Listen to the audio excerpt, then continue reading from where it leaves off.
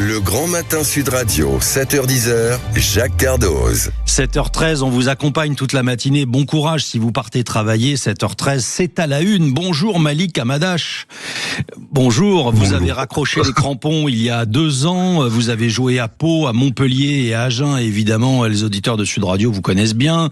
Mais apparemment, vous avez encore l'envie de gagner puisque vous nous annoncez que vous vous lancez en politique. Totalement, c'est exactement ça. Pourquoi ce choix ? Parce que j'ai, comme sur les terrains au quotidien, c'est l'engagement qui me tient à cœur, faire entendre la voix de nos citoyens. Aujourd'hui, je fais entendre la voix de nos joueurs de rugby par le biais de Proval et aujourd'hui, il est important de faire entendre la voix des citoyens, ce qu'on ressent. Aujourd'hui, on arrive à une certaine rupture et il faut être au cœur des décisions et donc aujourd'hui, je m'engage pour les sénatoriales. Vous ressentez le sentiment et le besoin de renouer, que le sentiment de la population soit un peu plus présent dans les sphères politiques. Vous avez en fait déjà fait vos débuts en politique, mais à l'échelon national, c'est pas tout à fait pareil. Là, vous franchissez un cap puisque, il faut le dire, vous nous annoncez ce matin sur l'antenne de Sud Radio que vous allez vous lancer notamment dans la campagne sénatoriale. C'est bien cela ? Exactement. Alors pourquoi le Sénat c'est parce que c'est la première élection qui vient. Vous avez l'intention derrière de vraiment vous lancer dans une carrière politique. Totalement. Aujourd'hui, quand on ressent en fait un besoin, une nécessité de faire entendre ce qu'on ressent, ce que les communes ont, et le Sénat est le meilleur endroit pour faire entendre la voix des maires et de toutes ces communes qui ont une nécessité. Oui, parce que le Sénat, pardon de vous couper, Malik Hamadache, mais il faut le dire aux auditeurs, le Sénat c'est la représentation territoriale, c'est le meilleur lien avec le territoire. Totalement. Et en fait, c'est un devoir qu'on a. Aujourd'hui, on peut pas dire qu'à Paris puisse avoir la même compréhension de ce qui se produit à l'Hérault, ou qui se produit dans le Lot, ou qui se produit dans n'importe quel autre département. Aujourd'hui, on doit redonner en fait le pouvoir et les moyens à nos communes de pouvoir faire face à toutes les difficultés qu'ils rencontrent à l'heure actuelle. Alors, vous serez tête de liste sous l'étiquette Nouvelle Énergie de David Lisnard, c'est bien cela. Pourquoi ce choix ? Vous connaissiez David Lisnard, vous avez fait sa connaissance. Comment ça s'est passé ? Racontez-nous.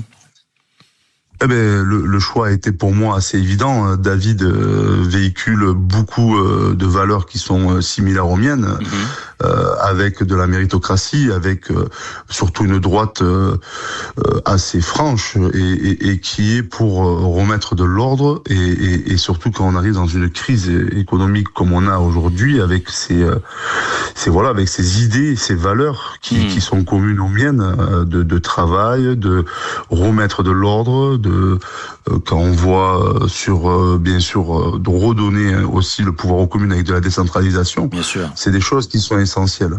Qu'est-ce qui vous motive ? La crainte, on sait ce qu'on ressent à travers tout ce que vous nous dites, peut-être la crainte de voir des valeurs disparaître et qui sont des valeurs qui sont très communes finalement entre le rugby et la politique, c'est-à-dire évidemment le mérite. Si on ne mérite pas sa place, on n'est pas sur le terrain. Ça, c'est une valeur fondamentale dans le sport. On sait toute l'exigence qu'il y a, et puis l'ordre, la discipline, parce que ce sont pas des gros mots, c'est tout simplement, comme vous le disiez, c'est la méritocratie, c'est être à la bonne place, c'est tout ça. Totalement, parce que si on rompt aujourd'hui avec la méritocratie, donc on rompt avec les valeurs de travail, d'évolution. Oui. Et on tombe après dans des crises qu'on voit aujourd'hui et actuellement dans notre État. C'est pas normal que notre pays aujourd'hui ait aussi mal avec autant de compétences et autant de valeurs qui en véhiculent normalement. Et vous avez le sentiment que les jeunes, peut-être autour de vous, s'éloignent de la politique et peut-être que c'est aussi à partir de certains engagements comme le vôtre qu'il peut y avoir un intérêt pour eux ? L'important, comme disait David, ou moi je véhicule aussi, c'est de redonner de l'espoir. Il faut arrêter avec une certaine classe politique qui renouvelle continuellement et qui ne fait pas avancer notre pays. C'est pas sous couvert de je connais les rouages ou je connais mon milieu. Oui, c'est bien de le connaître, mais qu'est-ce que vous avez fait ? C'est le constat, moi, que j'en veux. Aujourd'hui, le constat n'est pas là. Ouais. Et vous êtes déjà aux responsabilités, on le dit aux auditeurs, président du syndicat des joueurs et vice-président du syndicat des associations sportives le FNAS. Ça fait beaucoup de combats pour vous. Vous n'avez pas peur de mener plusieurs combats de front, apparemment.